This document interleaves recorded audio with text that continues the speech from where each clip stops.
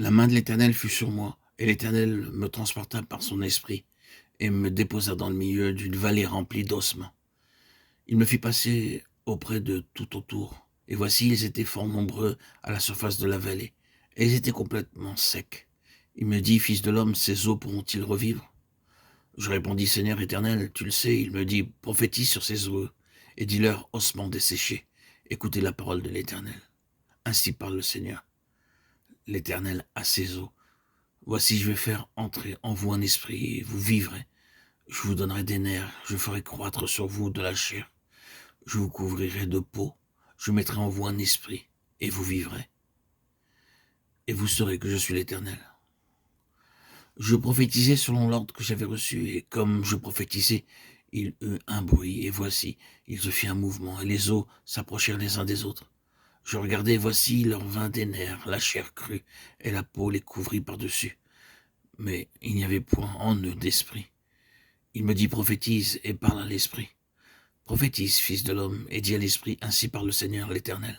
Esprit, viens des quatre vents, souffle sur ces morts, et qu'ils revivent.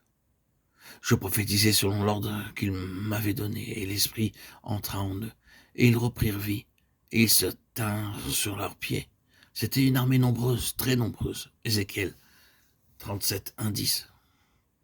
Bien qu'il s'agisse dans ce chapitre d'une prophétie concernant le rétablissement d'Israël, nous voyons également que Dieu travaille selon des principes qu'il désire nous faire connaître, afin que nous les respections en les mettant en pratique en tant que collaborateurs.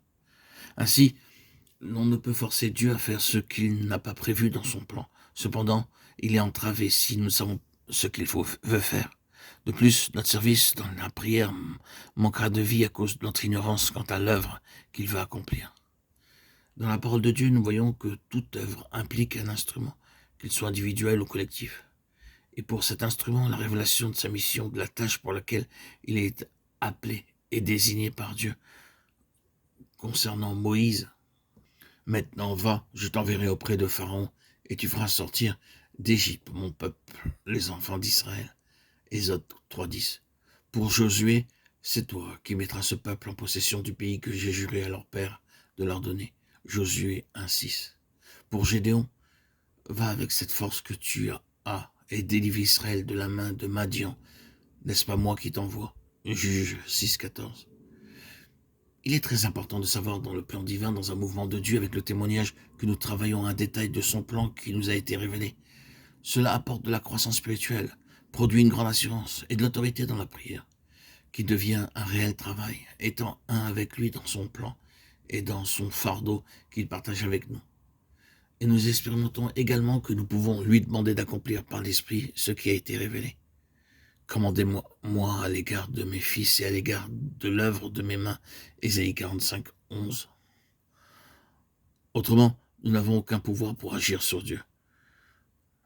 Les 10 versets de ce chapitre renferment donc 5 principes. La vision de l'état des choses, la foi, connaître l'intention de Dieu, la prière sur la base de son intention révélée. Et enfin, le Saint-Esprit seul peut accomplir l'œuvre de Dieu. Nous examinerons ces 5 principes dans les prochains audios successivement, car ils demandent une étude approfondie qui ne peut se contenir dans un seul audio.